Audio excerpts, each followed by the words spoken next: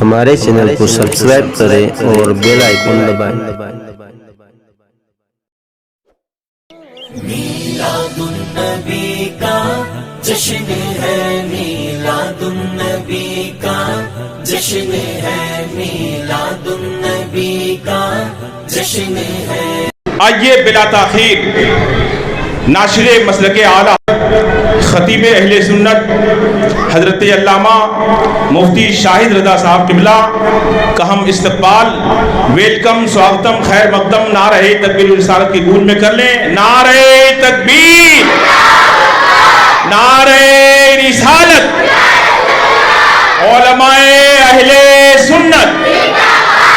جب تھکا ہارا پرندہ کربلا آ جائے گا، پھر اڑانوں کے سفر میں حوصلہ آ جائے گا، پھر اتر آئے گا سائل بن کر دیوڑی پر ملک، یاد جب زہرا کی روٹی کا مزہ آ جائے گا۔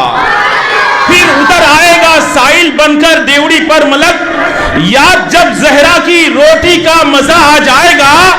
میں جہاں پر تھا وہاں پر ایک دن میری جگہ اعلیٰ حضرت نے کہا اختر رضا آ جائے گا۔ میرے تاج الشریعہ اختر رضا فخر ازہر نے کہا میں جہاں پر ہوں میرا اسجد رضا آ جائے گا۔ السلام علیکم ورحمۃ اللہ وبرکاتہ۔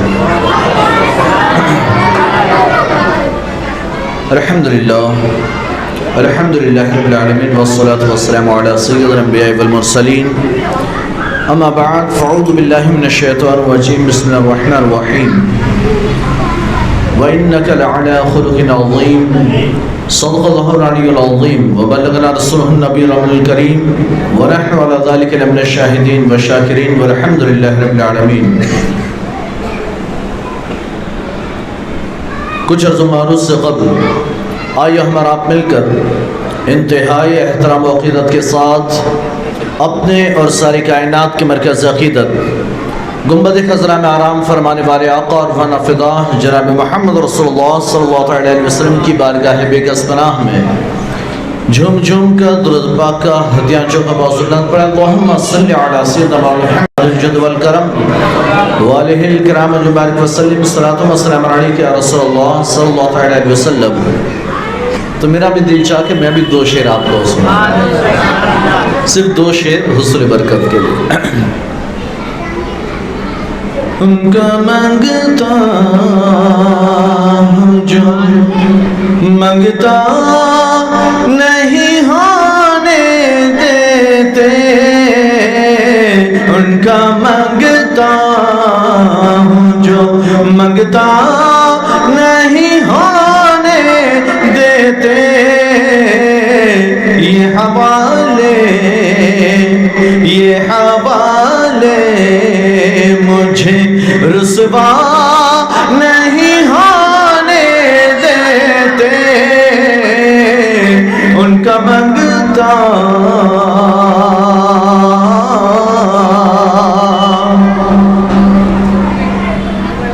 میرے عیبوں کی تو کرتے ہیں وہ پردہ پوشی، میرے عیبوں کی تو کرتے ہیں وہ پردہ پوشی، مجھے رسوا میرے جرموں کو تماشا نہیں ہونے دیتے، میرے جرموں کو تماشا نہیں ہونے دیتے، ان کا مانگتا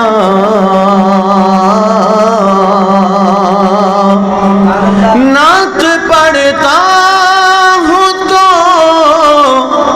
آتی ہے مہک طیبہ کی،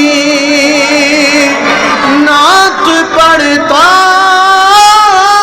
ہوں تو آتی ہے مہک طیبہ کی،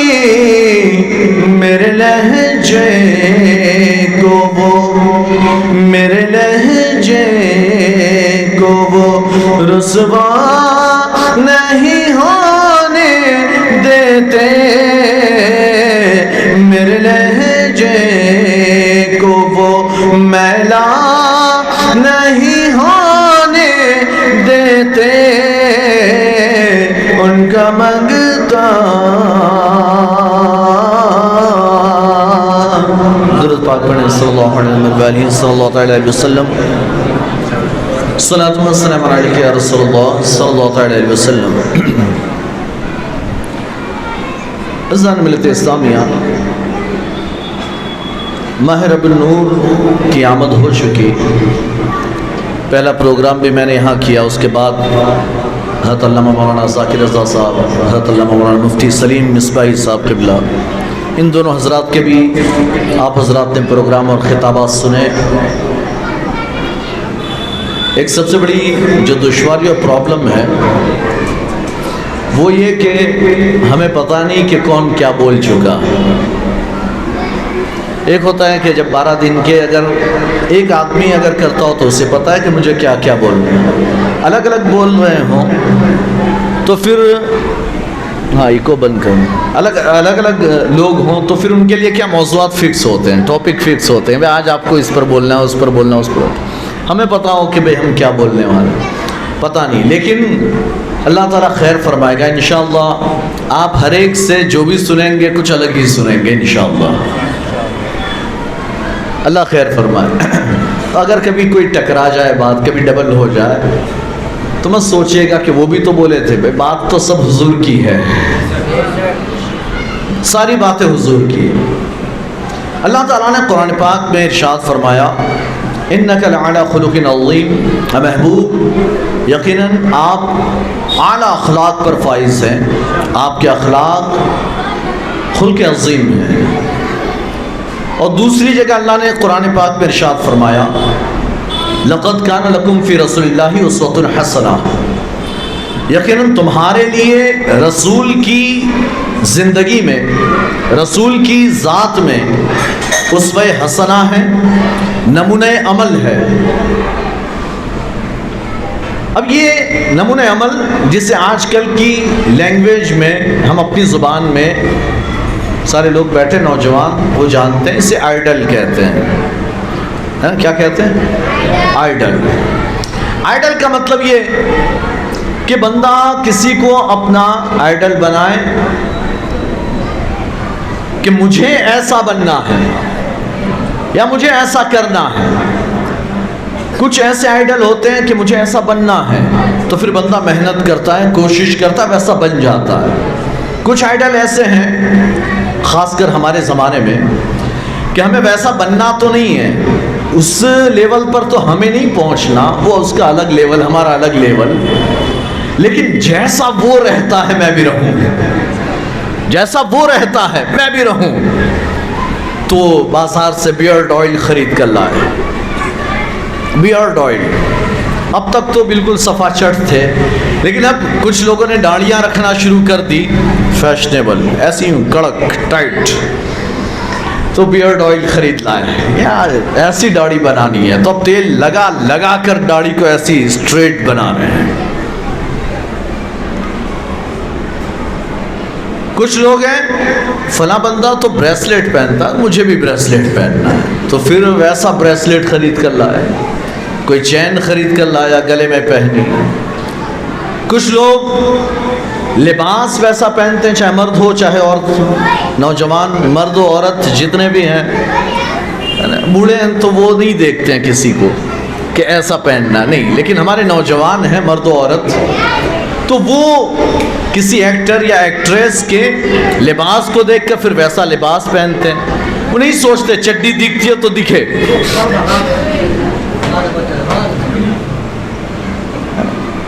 تمام یہ جو بچے ہیں نا خاموش رہیں تو پھر آپ بالکل آپ کو بھی کچھ باتیں تو سیکھنے کو مل ہی جائے گی۔ ابھی بات جوانوں کی ہو رہی ہے، آپ بھی جوان ہونے والے ہیں، ابھی سے سیکھ جائیں گے تو انشاءاللہ آپ اس الٹی راہ پر نہیں جائیں گے انشاءاللہ۔ تو آپ خاموش رہیں، ویسے بچوں کی فطرت ہے آواز کرنا، دھمال مستی کرنا۔ لیکن پھر بھی تھوڑا سا کنٹرول رکھا جا سکتا ہے۔ تو آج کل نوجوان وہ ویسے لباس کو پہننا ہے، اگرچہ انڈر ویئر دکھتا ہو، وہ دکھاتا ہے اس لیے مجھے بھی دکھانا ہے۔ اس نے ٹائٹ پہنی تو مجھے بھی پہننی، وہ پھٹی ہوئی پہنتا تو مجھے بھی پہننی ہے۔ اسپیشل پھاڑ دیتے ہیں، اگر نہیں پھٹی ہوئی تھی پرانی جنس ہے تو پھر پھاڑ دی، اور ویسے تو مارکیٹ میں نہیں خریدو تو نہیں پھٹی ہوئی ملتی ہے۔ اب یہ خیال نہیں کہ پھٹی ہوئی ہے تو میری ستر عورت ظاہر ہوگی، یہ خیال نہیں۔ اسلام نے کیا حکم دیا، اللہ رسول کس سے راضی ہوں گے، حضور کا کیا حکم، اس کا خیال نہیں فلاں نے ایسی پہنی اس نے مجھے پہننی۔ اب مردوں تک تو پھر بھی ٹھیک تھی، اب عورتیں بھی اس میں نکل پڑی، وہ بھی اب مرد تو پھر بھی ہے نا، ویسے تو مردوں کے لیے بھی ستر کھولنا تو حرام ہے۔ اور پھر کچھ نوجوان نماز پڑھنے آتے ہیں نا تو لوگوں نے مسئلہ بتا دیا کہ پھٹی ہوئی جنس میں نماز نہیں ہوگی، یہ ستر دکھتی ہے، تو وہ رومال باندھ لیتے ہیں، رومال باندھ لیتے ہیں۔ عورتیں ان کے لیے تو سر سے لے کر پیر تک ساری چیزیں ستر ہے، ساری چیزیں، ان کے تو بال بھی نظر نہیں آنے چاہیے۔ حالانکہ اب تو برقعے ہی اتنے فیشنیبل ہو گئے کہ بال تو بال ہے، بدن بھی نظر آنے لگا۔ برقعے اتنے فیشنیبل، اتنے ٹائٹ، حکم یہ تھا کہ موٹی موٹی چادریں اپنے جسم پر ڈال دو تاکہ تمہارے جسم کی بناوٹ نظر نہ آئے۔ بعد میں آگے بڑھتے گیا، زمانہ آگے بڑھتا گیا تو پھر ایک ایسا یعنی کہ لباس ہی بنا لیا گیا برقع، کہ بھئی وہ پہن لو تو وہ چادر ڈالنے کی جھنجھٹ نہیں، چادر سنبھالنے کی ضرورت نہیں۔ پہلے کی عورتیں چادریں سنبھالتی، چادر ڈالتی تو پورے چہرے سے لے کر کے پورے جسم کو چادر سے لپیٹ کر پھر چلتی، اس چادر میں کون جا رہا ہے پتہ ہی نہیں چلتا، یہ حال تھا۔ لیکن پھر دھیرے دھیرے اب اتنا سب کون چادر سنبھال کر رکھے، تو ایک لباس ہی بنا دیا برقع۔ اب برقع اسلامی لباس بن گیا، تھا نہیں، بن گیا۔ اب یہ برقع اسلامی لباس بنا تو پہلے کی عورتیں برقع پہنتی، آج بھی افغانستان کی عورتوں کو دیکھ لیں، وہ برقع پہنتی ہیں تو ان کا برقع جو ہے ایسا بالکل ڈھیلا ڈھالا، اندر موٹی ہے کہ دبلی پتلی ہے پتہ ہی نہیں، اتنا یعنی کہ وہ اتنا لمبا چوڑا۔ اور ہمارے ہاں دیکھ لیں برقعے میں عورتیں گھومتی ہیں تو ایسا ٹائٹ کہ سارا بدن ظاہر ہو۔ یہ کیوں ہے؟ اچھا پھر اس میں بھی فیشنیں نکلنے لگی، یہ ایسی ڈیزائن تو ویسی ڈیزائن اور ویسا۔ کچھ عورتیں برقع تو پہنتی ہیں چہرہ کھلا ہوا ہے، ان چہرے پر نہیں، بال بھی بکھرے ہوئے ہیں، ایک دوپٹہ ایسے ڈال کے چل رہی ہیں بال بکھرا کر پھیلا کر، اور پہنا ہوا ہے کالا رنگ کا برقع۔ بھئی تو اس برقعے کا فائدہ ہی کیا جب بال بھی نظر آئے اور چہرہ بھی نظر آئے، تو پھر فائدہ کیا؟ لیکن بہرحال یہ مرد و عورت جو ہیں یہ کسی نہ کسی کو فالو کرتے ہیں، وہ ایسا تو میں بھی ایسے، وہ ایسے دکھتی ہے، ایسی ہیئر اسٹائل کرتی ہے۔ سرکار نے قیامت کی نشانیاں بیان فرمائی تو فرمایا قیامت کی نشانیوں میں سے یہ ہیں کہ عورتیں اونٹ کے کوہان کی طرح جوڑا باندھے گی۔ اونٹ کے کوہان کے، اونٹ کا کوہان دیکھا کہ نہیں؟ ہاں یہ ایسا اٹھا ہوا ایسا ہوتا ہے۔ اب دیکھیں نا آج کل ایسا سر ہیئر اسٹائل ایسی اونچی مارتے ہیں اور پھر اوپر دوپٹہ تو ایسا سامنے سے ایسے نظر آ رہا ہے، پیچھے سے یوں اور اوپر سے یوں دوپٹہ ڈال دیا، یہ بھی ایک فیشن ہے، یہ قیامت کی نشانی ہے۔ بندی سمجھ رہی ہے میں نے فیشن کی ہے اور یہ قیامت کی نشانی ہے۔ بہرحال انسان، میرے کہنے کا مطلب ہے کہ انسان جو ہے نا وہ کسی نہ کسی کو آئیڈل بناتا ہے، کسی نہ کسی کو نمونے عمل بناتا ہے کہ ویسا مجھے بننا ہے یا ویسا مجھے کرنا ہے۔ آپ جانتے 1400 سال پہلے اللہ نے قرآن میں آپ کے لیے آئیڈل دے دیا۔ رب نے فرمایا لَقَدْ كَانَ لَكُمْ فِي رَسُولِ اللَّهِ أُسْوَةٌ حَسَنَةٌ، تمہارے لیے رسول کی ذات میں اسوہ حسنہ، نمونہ عمل، آئیڈل ہے۔ یہ رسول تمہارا آئیڈل، تم اسے اپنا آئیڈل بناؤ، یہ تو تمہیں کچھ دینے نہیں آئیں گے، یہ کچھ دینے نہیں آئیں گے جسے دیکھ کر تم نے داڑھی رکھی، اگر میرے مصطفیٰ کی سنت میں رکھی ہوتی تو دنیا میں بھی کامیابی، آخرت میں بھی کامیابی۔ یہ چہرہ چمک رہا ہوتا، داڑھی اسے معمولی سمجھتے ہو؟ فرشتے جھولا جھولتے ہیں۔ بظاہر آپ دیکھیں نا، ایک آپ کی نارمل عام دنوں میں مسجد تھی اور فی الحال ابھی ربیع الاول میں آپ کی مسجد ہے، آپ کو دونوں میں کیا فرق لگا؟ عام دنوں میں ایسے ہی تھی، آج کل چمک رہی ہے، باہر سے گزرتے لوگ دیکھتے ہیں تو چھم چھم چم چم چمک رہی ہے، اور عام دنوں میں چمک رہی تھی نہیں، دونوں میں فرق، داڑھی والوں اور بغیر داڑھی والوں میں یہی فرق کہ داڑھی والے ہمیشہ چمکتے رہیں گے اور بغیر داڑھی والے بے چمکے رہ جائیں گے۔ اعلیٰ حضرت نے فرمایا چمک تجھ سے پاتے ہیں سب پانے والے، میرا دل بھی چمکا دے چمکانے والے۔ اب وہاں دل چمکانا، یا رسول اللہ آپ اپنی چمک سے میرا دل چمکائیے کہ میں آپ کے اخلاق، آپ کا کیریکٹر، آپ کا کردار، آپ کا نمونہ عمل دیکھ کر میں زندگی گزاروں تو یا رسول اللہ میں بھی چمک جاؤں، آپ کے رنگ میں رنگ جاؤں تو پھر اللہ مجھے اپنے رنگ میں رنگ دے۔ اللہ قرآن میں فرماتا ہے صبغۃ اللہ، اللہ کا رنگ، اللہ کا رنگ، ومن احسن من صبغۃ اللہ، اللہ کے رنگ سے زیادہ اچھا رنگ کس کا ہو سکتا ہے؟ نہ تمہارے کرکٹروں کا، نہ تمہارے ایکٹروں کا، ہاں کسی کا نہیں۔ تو یہ نہ دنیا میں فائدہ دیں گے نہ آخرت میں تمہیں کوئی فائدہ پہنچائیں گے۔ آخرت میں چلے جانا، بھائی تیری دیکھ کر داڑھی رکھی تھی، آج لے جانا جنت میں، کہا میں ہی جا رہا ہوں جہنم میں، آنا ہے ساتھ میں، اس لیے کہ جائے گا نا، ہاں نام نہیں لے رہا ہوں لیکن سمجھ جائیں کس کی فیشن میں لوگ رکھتے ہیں۔ تو کہا میں ہی جا رہا ہوں، تو بھی آتا ہو تو چل، دونوں کھیلیں گے کرکٹ جہنم میں۔ وہ کیا کھیلیں گے؟ فرشتے ان کے ساتھ کرکٹ کھیلیں گے، ہے نا؟ ہاں۔ اور اگر کوئی ایکٹر ہے جس کی یہ نقل کرتے ہیں، لباس ویسا، پہناوا ایسا، بریسلیٹ ویسا، چین ویسی، ہیئر اسٹائل ویسی، آج کل تو پتہ نہیں کیسے کیسے چڑیا کے گھونسلے آ گئے ہیں، بال نہ ہو چڑیا کے گھونسلے۔ سرکار نے منع فرمایا، حدیث مبارکہ میں اللہ کے رسول نے منع فرمایا کہ ایسی ہیئر اسٹائل نہ رکھی جائے کہ یہ ایک طرف یعنی گھونسلہ بنا دیا باقی سب صفا چھٹ کر دیا۔ سرکار نے منع فرمایا، کچھ جگہوں سے بال لے لیے، کچھ جگہ چھوڑ دیے، لیکن ہے آج کل لوگ فیشن۔ اب انسان جب فیشن میں آتا ہے تو اندھا ہو جاتا ہے، اور اگر بندہ مومن ہے تو پھر اس کی نگاہ میں صرف سیرت مصطفیٰ ہونی چاہیے۔ اللہ نے جسے ہمارے لیے آئیڈل بنایا صرف وہ ہو۔ اب حضور اکرم صلی اللہ تعالیٰ علیہ وسلم، آپ کے بارے میں حضرت عائشہ فرماتی ہیں آپ کے اخلاق کیا تھے؟ سوال کیا گیا، حضرت عائشہ فرماتے ہیں خلقہ القرآن، سرکار کے اخلاق قرآن تھے۔ آپ کے جتنے عادات و اطوار، جتنے اخلاق آپ دیکھ لو، سارا قرآن چلتا پھرتا نظر آئے گا۔ اگر قرآن پڑھنا ہو تو مصحف اٹھاؤ، اور قرآن دیکھنا ہو تو میرے مصطفیٰ کو دیکھو۔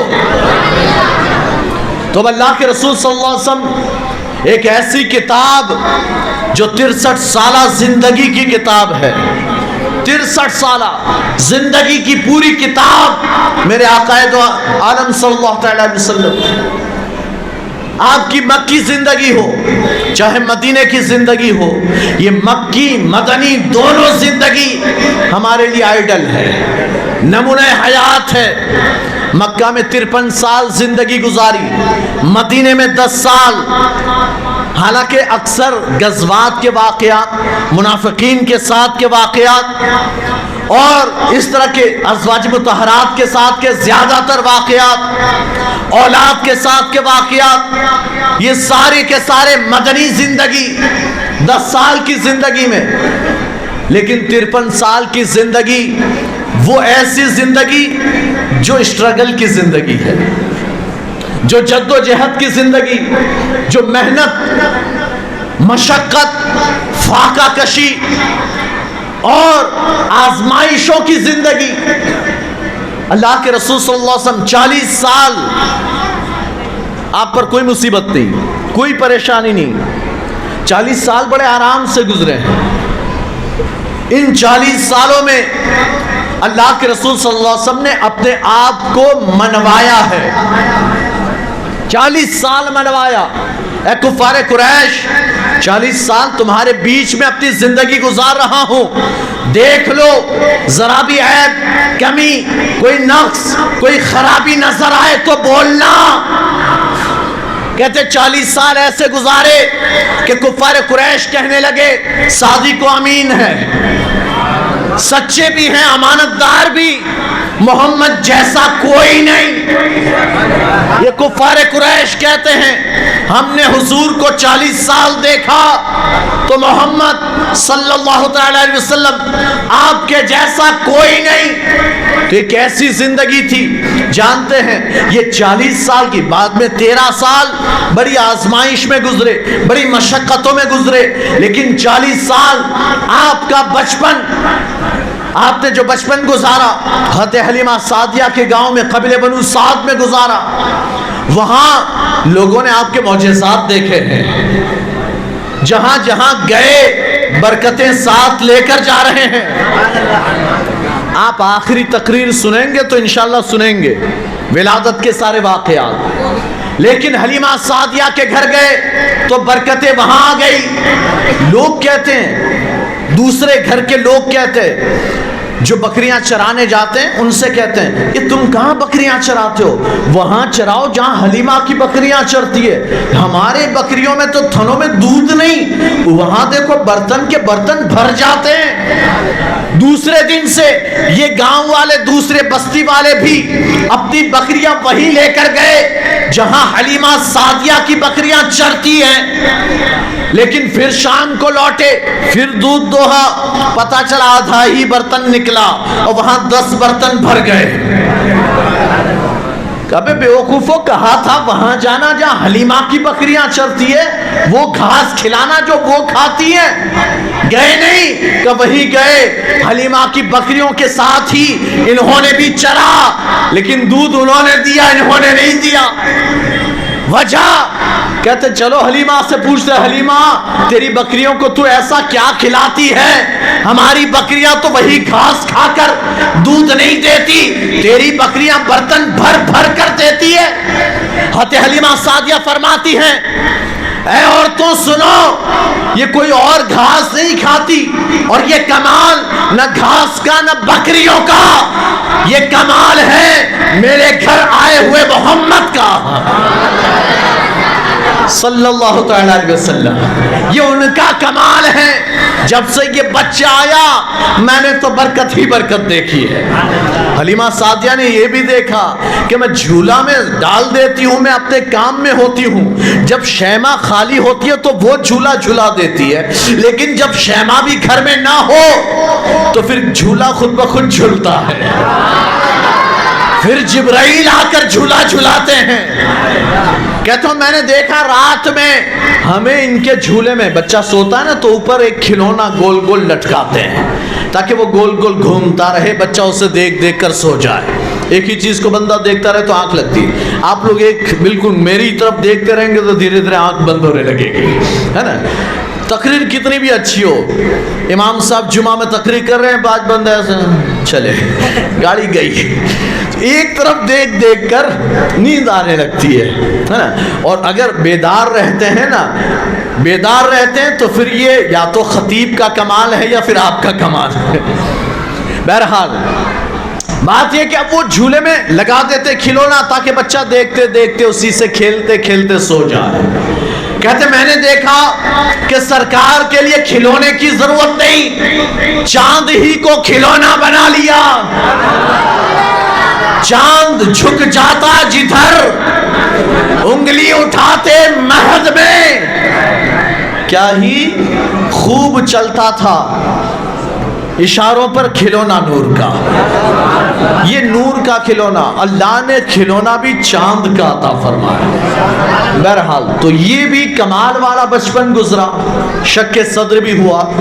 آگے بڑھے، جب مکہ میں ہیں، 15-16 سال کی عمر ہے یا 10-12 سال کی عمر، سرکار فرماتے ہیں میں 50 پیسے کے لیے، آدھے دینار کے لیے یا 25 پیسے کے لیے، میں 25 اور 50 پیسے آپ کے اعتبار سے کہہ رہا ہوں، وہ چاندی کا سکہ، تو چاندی کا ایک سکہ اس کا پاؤ یا آدھا، کہتے اس کے بدلے میں مکہ کے لوگوں کی بکریاں چراتا تھا، اور لوگ مجھے بکریاں چرانے بھیجتے، آپ بکریاں چراؤ، بڑے امین ہیں، بڑے سچے ہیں، سستے میں بکریاں بھی چرا دیتے ہیں، حفاظت بھی کرتے ہیں۔ کہتے ہیں وہ پہاڑی پر جاتے ہم بکریاں لے کر، تو وہیں 2-4 رات وہیں پر گزار کر پھر آتے ہیں۔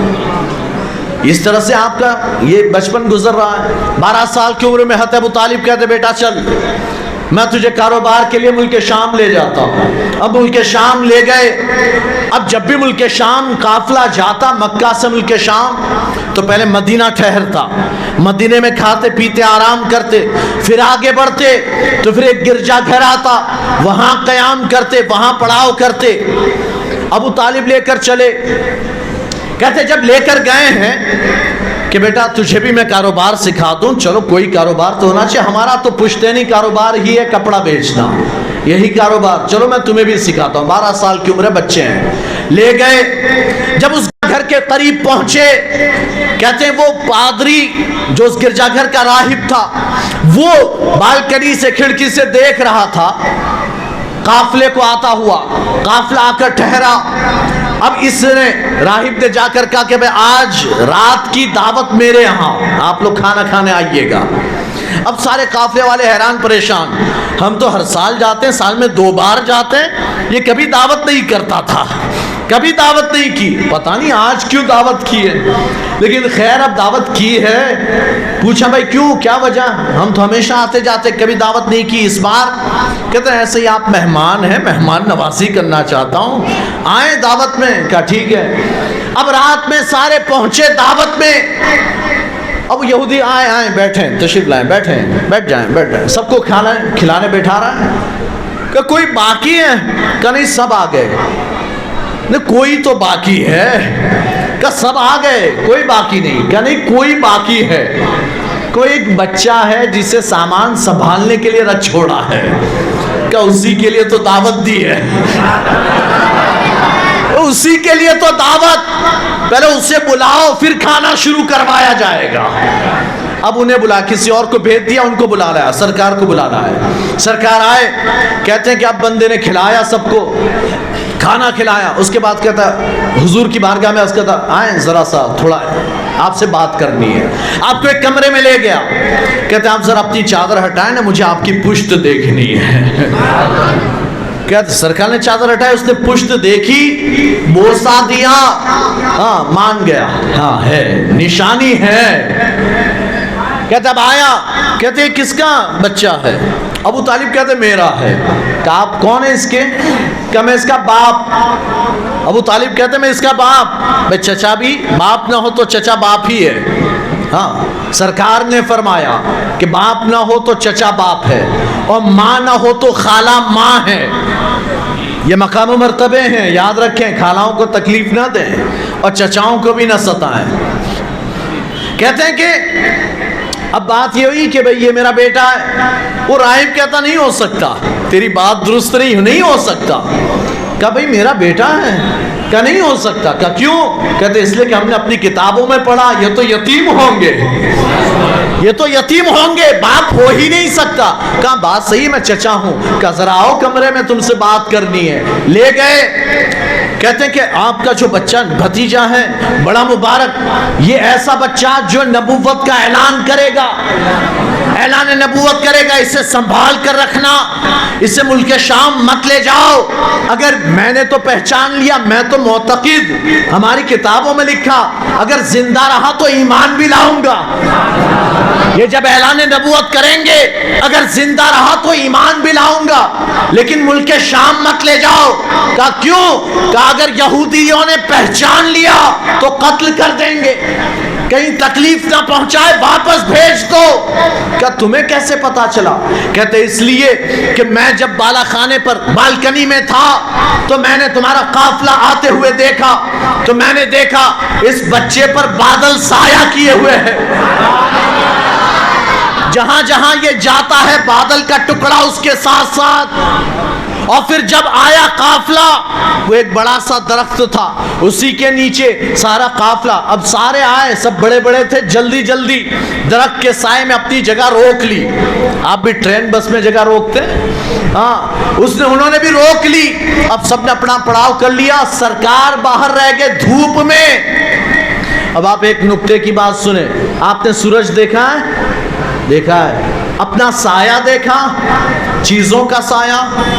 تو یہ اندازہ کریں، سورج جب ادھر سے نکلتا ہے تو آپ کا سایہ ادھر ہوتا ہے، اور سورج جب ادھر آتا ہے تو آپ کا سایہ ادھر ہوگا، ہے نا؟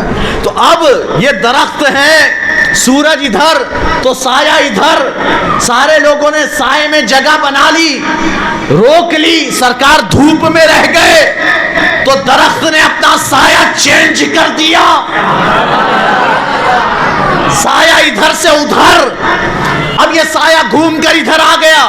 سوچنے کی بات یہ ہے کہ درخت کا تو سایہ خود کا ہوتا ہی نہیں، سایہ آپ کا نہیں ہوتا ہے، آپ کا سایہ آپ کا، لیکن آپ کے کنٹرول میں نہیں ہوتا۔ آپ چاہو کہ میں کھڑا ہوں، ادھر سورج ہے، آپ کا سایہ ادھر، آپ ادھر کر لوں، ادھر کر لوں، کہتے ایسا آپ نہیں کر سکتے۔ تو درخت نے کیسے کر لیا؟ درخت نے کیسے کیا؟ سورج ادھر تھا، سایہ ادھر، لیکن سرکار دھوپ میں رہ گئے تو پھر درخت نے اپنے سائے کو ہٹا کر سرکار پر کر لیا۔ کہتے رائف کہتا ہے میں سمجھ گیا یہ کوئی خاص ہے، تو کہتے ہیں اس لیے میں نے تمہاری دعوت کی تاکہ ان کی زیارت اور خدمت کر سکوں۔ دعوت دینے کی وجہ یہ ہے۔ اب سب آپ انہیں واپس بھیجتے، انہیں واپس کر دیا گیا۔ پھر سرکار 25 سال کی عمر میں پھر حضرت خدیجہ کا سامان تجارت لے کر ملک شام گئے، آپ نے تجارت کی۔ بہرحال یہ 25 سال کی عمر یا 35 سال کی عمر، دو روایتیں، 35 سال یا 25 سال، یا تو اعلان نبوت سے 5 سال پہلے یا 15 سال پہلے۔ خانہ کعبہ بالکل منہدم ہو گیا، عمارت بالکل بوسیدہ ہو گئی۔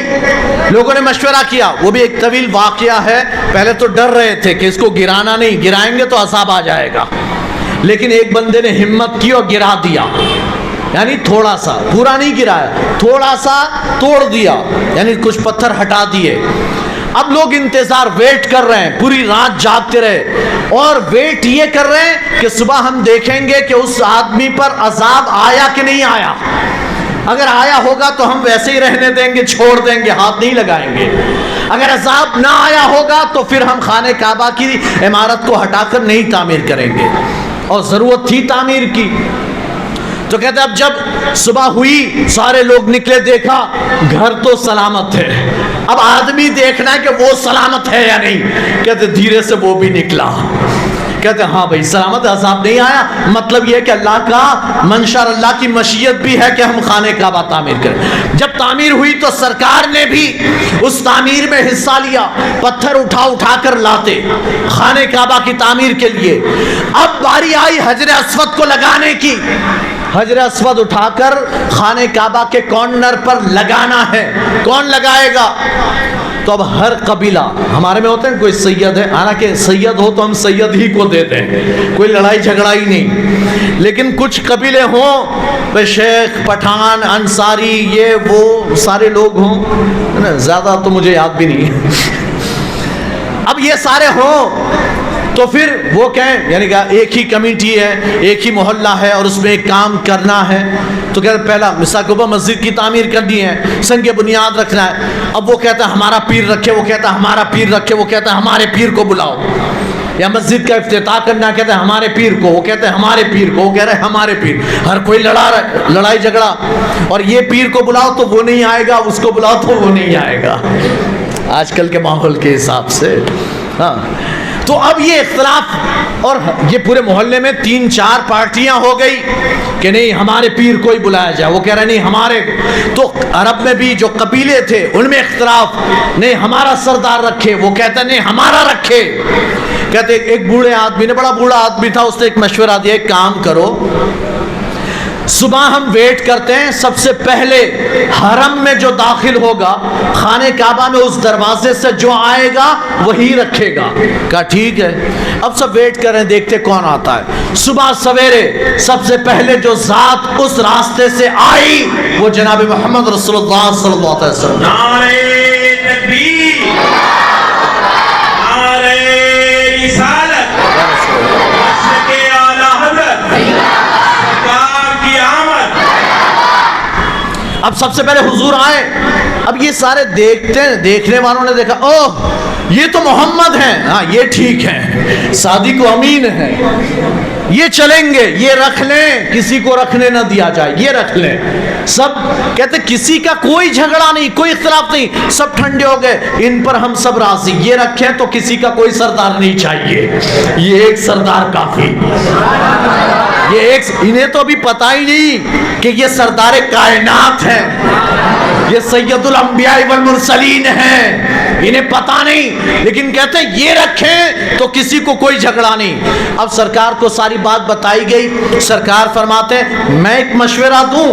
کہاں بالکل دیجئے۔ کہا لاؤ ایک چادر لاؤ، ایک چادر بچھائی گئی، حجر اسود کو درمیان میں رکھ دیا، سرکار فرماتے ہیں سارے قبیلوں کے سردار آ جاؤ، ایک ایک کونا پکڑ لو، جھگڑا ہی نہ ہو، سب کا حصہ بھی آ جائے۔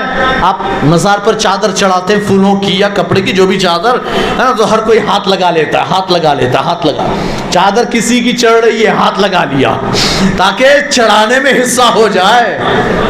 سرکار نے کہا بھائی چادر کا ایک یعنی ہر کوئی ہاتھ لگا لے اٹھانے میں تاکہ سب کا حصہ ہو جائے۔ اب اس طرح اٹھا کر لے گئے چادر میں، جب خانہ کعبہ کے قریب پہنچے تو سرکار نے اٹھا کر رکھ دیا، سرکار نے نصب کر دیا۔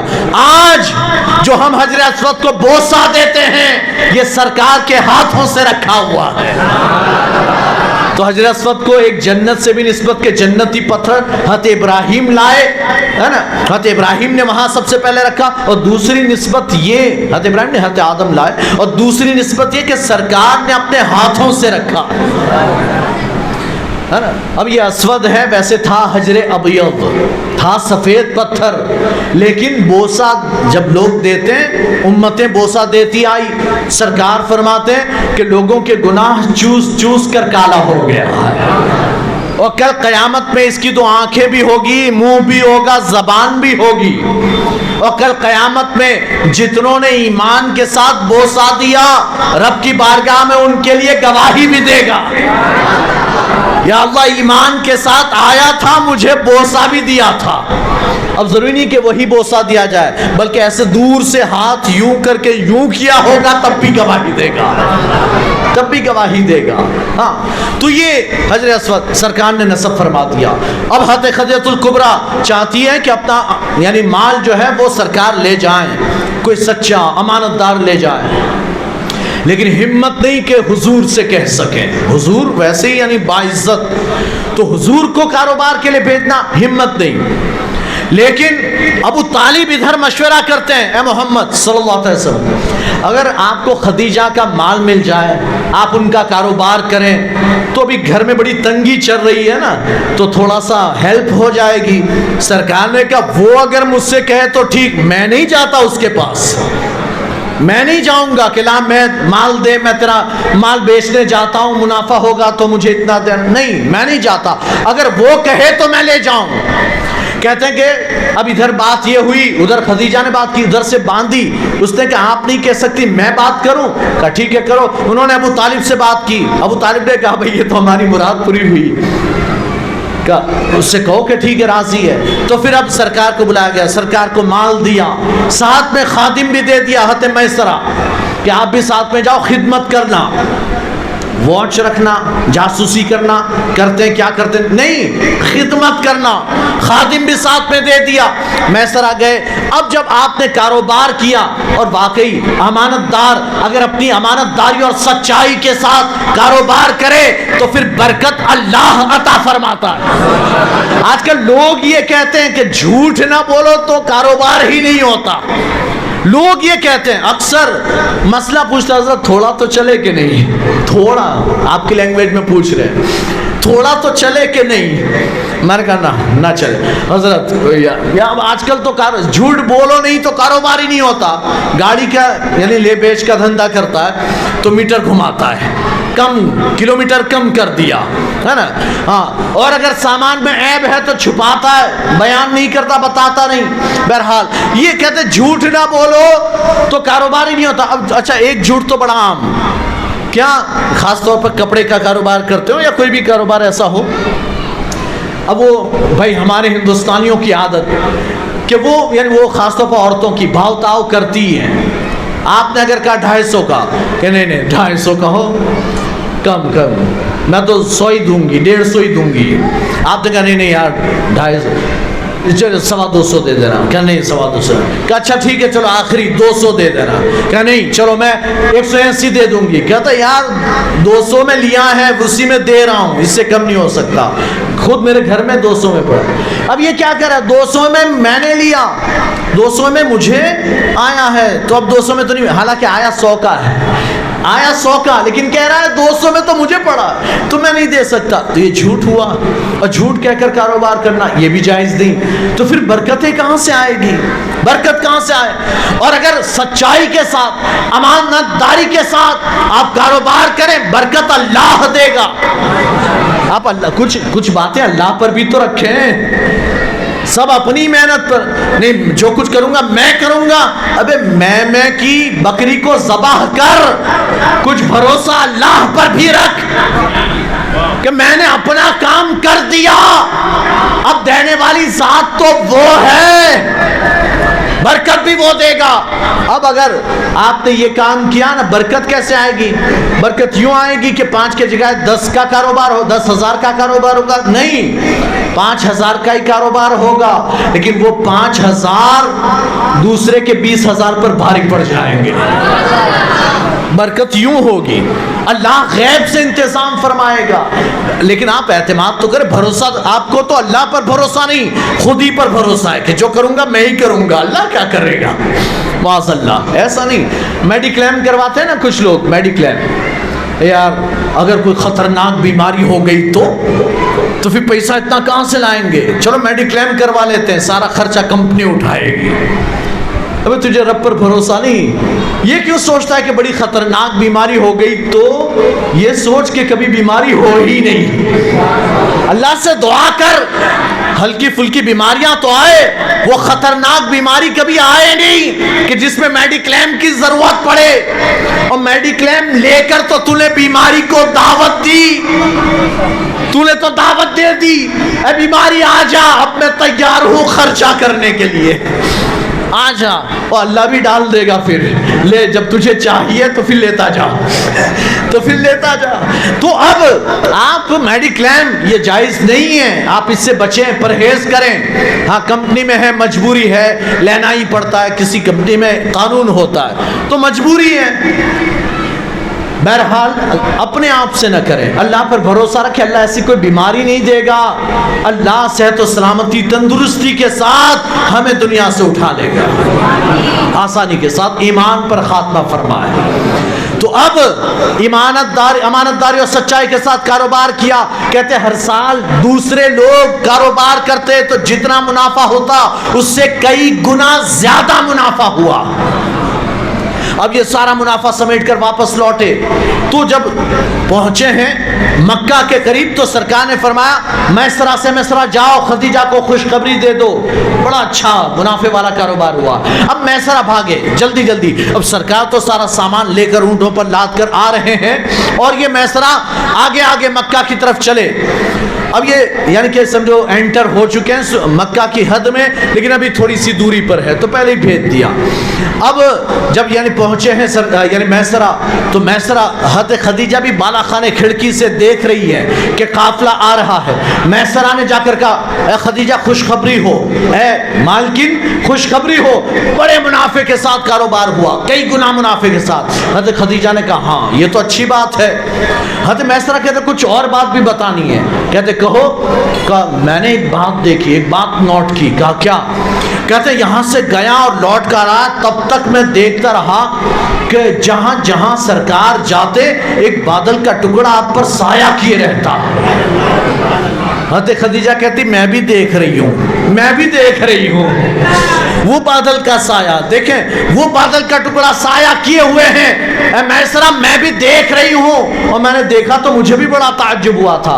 کہتے اور جانتی ہیں یہ ایسا بھی ہوا ویسا بھی, وہ سارے حالات جو سفر میں عجیب و غریب پیش آئے تھے وہ سارے حالات بیان کیے.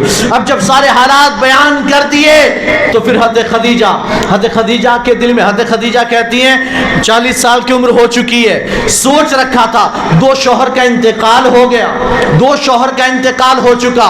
اب خدیجہ بزنس وومن ہے, کاروبار کرتی ہیں, آرام سے لائف سیٹ ہے, زندگی گزار رہی. کہتے اب شادی کی ضرورت نہیں, کسی ہسبینڈ کی ضرورت نہیں, اب شادی نہیں کروں گی, ایسے ہی زندگی گزار دوں گی. لیکن جب سرکار کے حالات دیکھیں تو پھر دل میں خیال آیا شادی کر لینی چاہیے.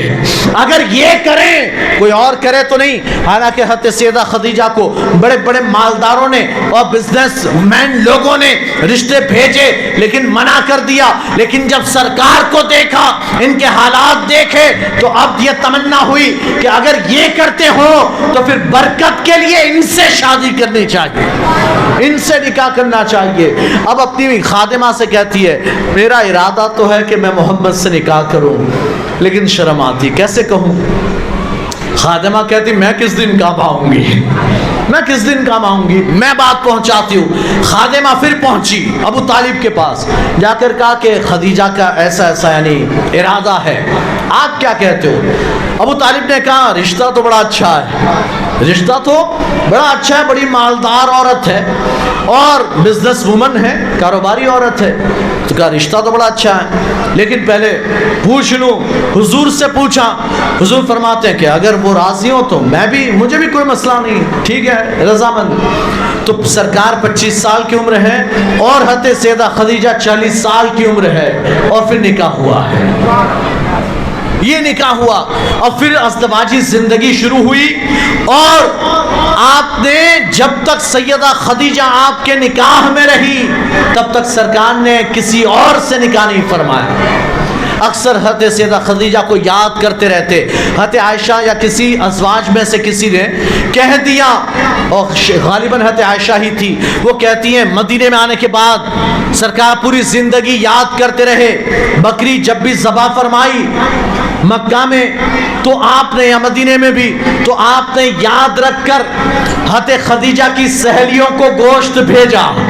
یہ خدیجہ کی سہیلیاں ہیں تو گوشت بھیجا. حضرت عائشہ کہتی ہیں یا رسول اللہ اس سرخ جبڑے والی کو یعنی اس بوڑھی عورت کو کیا یاد کرتے رہتے ہیں, اللہ نے اتنی بیویاں عطا کر دی, 9 بیویاں ہیں, اس بڑھیا کو کیا یاد کرتے رہتے ہیں. سرکار فرماتے عائشہ خدیجہ جیسی کوئی نہیں, خدیجہ جیسی کوئی نہیں. اللہ نے دی بہت سی ازواج دے دی لیکن خدیجہ مجھ پر اس وقت ایمان لائی جب کوئی ایمان نہ لا رہا تھا. جب میری قوم نے جھٹلایا تو خدیجہ ایمان لائی. جب سب نے ساتھ چھوڑا خدیجہ نے ساتھ دیا. جب میرے پاس کچھ نہ تھا خدیجہ نے اپنا سارا مال مجھ پر قربان کر دیا. اس نے ہمیشہ ساتھ دیا ہے، وہ تو میں نہیں بھول سکتا، ہاں وہ نہیں بھول سکتا۔ بہرحال جب اعلان نبوت فرمایا، اب یہ مکی زندگی کا اب آزمائش والا دور شروع ہوا۔ جب اعلان نبوت فرمایا، جانتے ہیں آپ کوہ صفا پر چڑھے اور فاران کی چوٹی پر چڑھ کر آپ نے اہل قریش کو آواز دی، اے قریش، یا معاشر القریش تعالو، اے قریشیو آ جاؤ۔ اب سب سمجھے کہ ہو سکتا ہے کوئی بات ہو، اہم بات ہو تو بلا رہے ہیں۔ اب بلایا، اب سارے لوگ جمع، پہاڑی پر سارے جمع ہیں، سرکار اوپر بلندی پر چوٹی پر، باقی سب ایسے نیچے پہاڑ پر پھیل گئے۔ سرکار فرماتے ہیں قریش، اب دیکھیں یہ 40 سال جو آپ نے اپنے آپ کو ثابت کیا، اب اس کا نتیجہ سرکار مانگ رہے ہیں۔ سرکار فرماتے ہیں، اے قریش یہ بتاؤ، اگر میں یہ کہوں کہ اس پہاڑ کے پیچھے ایک عظیم الشان لشکر موجود جو تمہیں چند سیکنڈوں میں، چند لمحوں میں تہس نہس کر دے گا، نیست و نابود کر دے گا، تو مانو گے؟ مانو گے؟ انہوں نے سارے قریش کہتے ہیں یقیناً آپ کہو گے تو مان لیں گے۔ کوئی اور کہتا تو دیکھنے جاتے کہ واقعی ہے بھی کہ نہیں، کیسے پھینک رہا ہے، لیکن آپ کہو گے تو مان لیں گے، اس لیے کہ اے محمد صلی اللہ علیہ وسلم آپ تو صادق و امین ہیں، ہم نے مانا آپ سچے بھی، امانت دار بھی، آپ کبھی جھوٹ نہیں بولتے، آج تک 40 سال میں نہیں بولا، اب کیا بولیں گے، ہم مان لیں گے۔ سرکار فرماتے وہ ادھر لشکر تو نہیں ہے، لیکن میں اللہ کا نبی و رسول ہوں، میں تمہیں ایک اللہ کی عبادت کی دعوت دیتا ہوں، آؤ کلمہ پڑھو، لا الہ الا اللہ محمد رسول اللہ، دائرہ اسلام میں داخل ہو جاؤ، سلامتی پا جاؤ گے۔ اب آپ نے دعوت دی تو ابو لہب جو آپ کا چچا، وہی سب سے پہلے بول اٹھا، کہتا ہے اے محمد یہ بکواس سنانے کے لیے ہمیں بلایا تھا، معاذ اللہ، یہ بکواس سنانے بلایا تھا، معاذ اللہ۔ دوسرے سب ارے یہ تو گیا، اب یہ اس طرح کی باتیں کر رہے ہیں، چلو چلو یہ کوئی بات ہے، فالتو بات ہے، بیکار کی بات، سب چلے گئے۔ یہ سب کہہ کر گئے، بکواس کا، فالتو کہا، بیکار کا، سب کہا، لیکن یہ تو نہیں کہا کہ جھوٹا ہے، یہ بات جھوٹ ہے یہ تو نہیں کہہ سکے، یہ نہیں کہا کہ آپ جھوٹے ہیں، کہا کہ بیکار کی بات ہے، چل دیے۔ اب حضور نے تبلیغ کا ہے نا اب شروع کیا، آپ نے کام کرنا، 3 سال تک تو وہی، پہلی وحی کے بعد 3 سال رکی رہی، اور پھر اللہ نے جو سب سے پہلی وحی نازل فرمائی، یا ایھا المدثر قم فانذر، یہ کہتے ہیں کہ اب جب وحی کا نزول شروع ہے، محبوب اب کام شروع کر دیجئے، لوگوں کو بلائیے، دعوت دیجئے، اور اس میں بھی سب سے پہلے آپ کے جو قریبی رشتہ دار ہیں انہیں دعوت دیجئے۔ تو سرکار نے دعوت کا کام شروع کیا، 3 سال تک دعوت پوشیدہ رکھی، لیکن اس کے بعد پھر لوگوں کو دعوت دینا شروع کر دیا، اور جب دعوت عام ہونے لگی، لوگ مسلمان ہونے لگے، حالانکہ تھوڑے ہی ہوئے لیکن ہونے لگے، تو کفار مکہ اب آپ کو ستانا شروع کیا، آپ کو اذیت اور مشقتوں میں مبتلا کرنا شروع کر دیا، آپ کو بھی تکلیف دی جاتی، صحابہ کو بھی ستایا جاتا، جو غلام تھے ان کا تو حال برا تھا، لیکن جو سردار قسم کے تھے، جن کی کوئی ویلیو تھی، انہیں بھی چھوڑا نہ گیا، سرکار کو بھی ستایا گیا، ابو بکر صدیق کو بھی مارا پیٹا گیا، آپ کو بھی لہو لہان کیا گیا، لیکن یہ جبل استقامت ہے، اللہ کے رسول صلی اللہ تعالی علیہ وسلم جبل استقامت بن کر، استقامت کا پہاڑ بن کر آپ ایسے ڈٹے رہے۔ انہوں نے جب دیکھا ستانے سے کام نہیں چلتا، کانٹے بچھانے سے کام نہیں چلا، گڈھے کھودنے سے کام نہ چلا، اونٹنی کی بچہ دانی آپ کی پشت پر رکھی گئی، اس سے بھی کام نہ بنا، آپ پر پتھر برسائے گئے، اس سے بھی کام نہ بنا، تو اب تھک ہار کر آئے ہیں، ابو طالب اپنے بھتیجے سے کہو اگر وہ عرب کا بادشاہ بننا چاہتا ہے تو ہم اسے اپنا بادشاہ بنانے کے اگر اسے مال و دولت چاہیے تو ہم مال و دولت کے انبار دینے کے لیے تیار. اگر اسے خوبصورت لڑکیاں چاہیے تو ہم نوجوان کنواری خوبصورت لڑکیاں دینے کے لیے تیار. اسے کہو اسے کیا چاہیے, ہم ہر چیز دینے کے لیے تیار ہے. بس ایک آفر, اسے کہو وہ ہمارے دین کو, اپنے دین کی دعوت دینے سے رک جائے, وہ اسلام کی دعوت دینا روک دے, بند کر دے, اور ہمارے دین کو برا بھلا نہ کہے.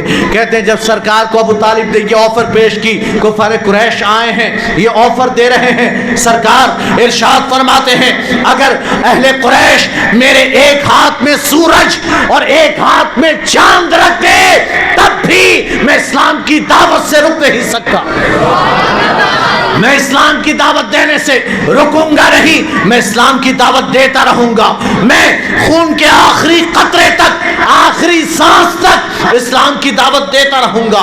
اللہ کے رسول صلی اللہ تعالی علیہ وسلم, آپ جانتے ہیں یہ مکی زندگی ہے, یہ وہ حالات ہیں کہ جب سرکار اور آپ کے صحابہ مائنورٹی میں ہیں, اقلیت میں ہیں, کم ہیں, تھوڑے ہیں. آپ ہندوستان کی سرزمین میں رہتے ہیں تو ہندوستان کی سرزمین میں آپ اقلیت میں ہیں, آپ مائنورٹی میں ہیں, تو اب آپ کو کیسے رہنا ہے یہ سرکار سے سیکھنا ہے.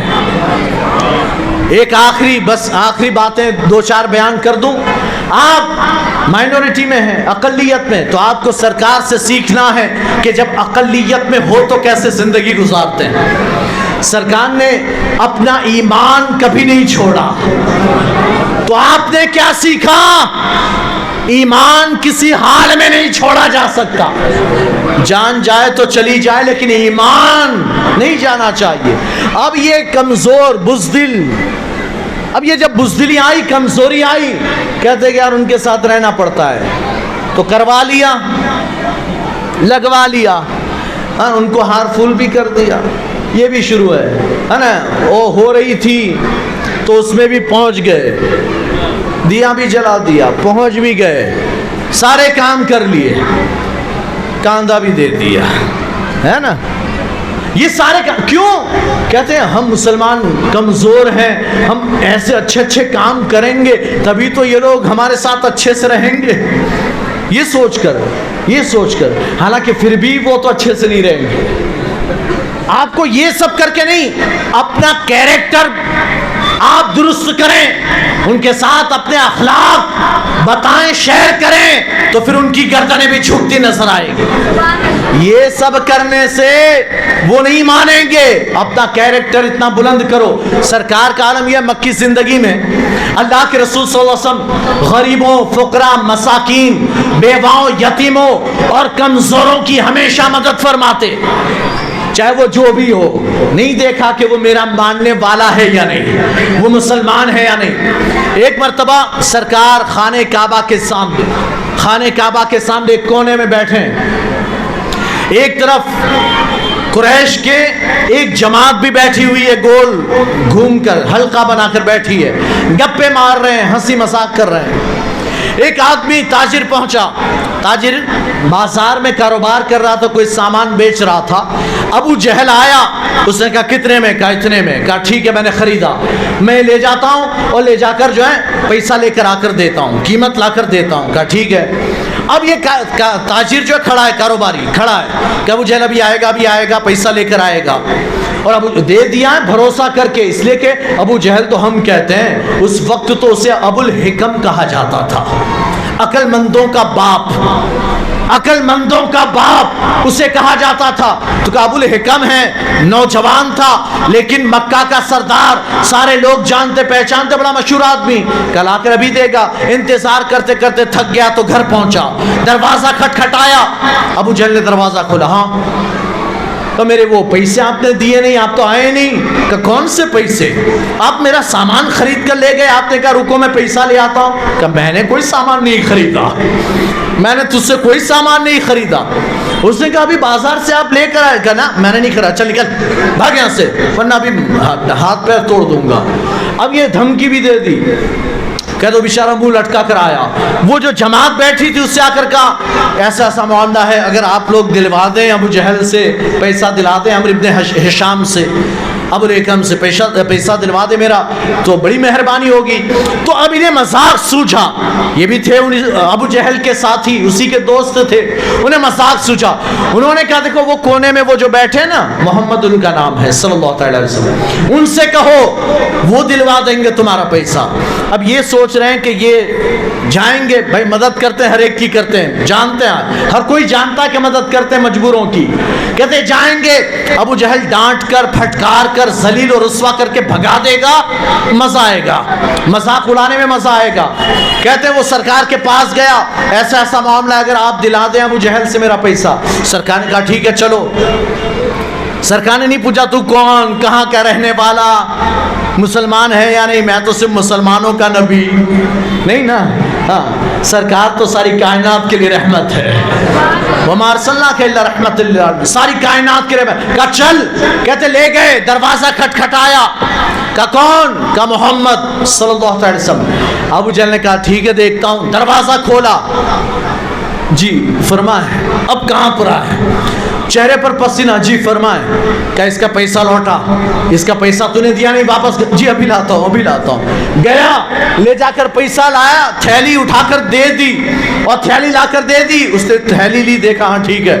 حضور نے کہا ٹھیک ہے جا. سرکار بھی لوٹ آئے.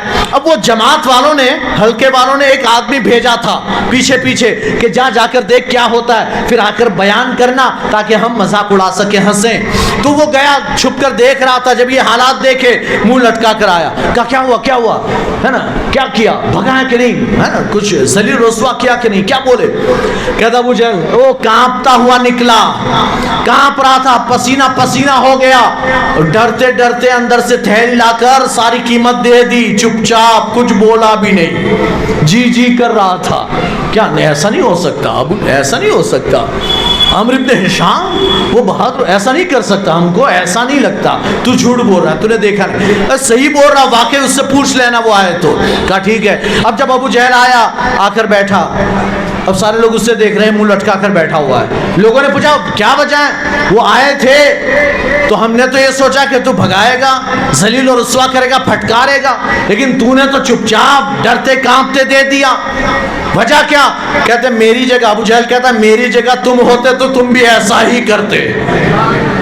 کہا کیوں, ہم کیوں ایسا کرتے, ہم ایسا نہیں کرتے. کہ ہوتے تو پتا چلتا. جب میں نے دروازہ کھولا تو آپ کے پیچھے ایک اونٹ منہ کھول کر کھڑا تھا, مجھے گھور رہا تھا, آ کر کے دانت دکھا رہا تھا, اور ایسا لگتا تھا کہ گویا وہ کہہ رہا ہو دے ورنہ تو چبا جاؤں گا, ورنہ تو چبا جاؤں گا. کہتے وہ ایسا گھور رہا تھا کہ میں ڈرتے ہو گیا, لا کر دے دیا.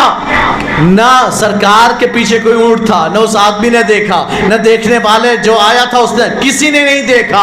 اللہ نے وہ اونٹ ابو جہل کو دکھایا, ابو جہل کو دکھایا. تو سرکار یہ آپ مدد فرماتے, اور ایسے مدد کے بہت سے واقعات ہیں. کسی کا بوجھ اٹھانا ہوتا تو بوجھ بھی اٹھا لیتے. 10-12 سال کے تھے, ایک جنگ ہوئی تو قریش کے ساتھ آپ جنگ میں شریک ہوئے, آپ تیر اٹھا کر دیا کرتے تھے. آپ غریبوں, فقیروں, مسکینوں, یتیموں اور بیواؤں کا خیال رکھتے. اللہ تبارک و تعالیٰ کا یہ حکم, آپ اہل مکہ کے ساتھ بڑی ہی نرم دلی اور رحمت کے ساتھ پیش آتے. یہ آپ کا کیریکٹر تھا. آپ یہ کیریکٹر آزمائیں. اگر کسی کو مصیبت میں ہو, کوئی پریشانی میں ہو, آپ مدد کر دیں, ہیلپ کر دیں. کسی کے ساتھ دھوکہ نہ کریں, جھوٹ نہ بولیں, کسی کو تکلیف نہ دیں. آپ یہ کیریکٹر استعمال کریں گے, اللہ خود بخود آپ کا مقام و مرتبہ بلند فرما دے گا, آپ کے سامنے دنیا کو جھکا دے گا. اللہ تبارک و تعالی ہمیں سرکار کے اسوہ حسنہ پر چلنے کی توفیق عطا فرمائے. وآخر دعوانا الحمدللہ رب العالمین. السلام علیکم ورحمۃ اللہ وبرکاتہ. فیضان رضا ہم پر ہو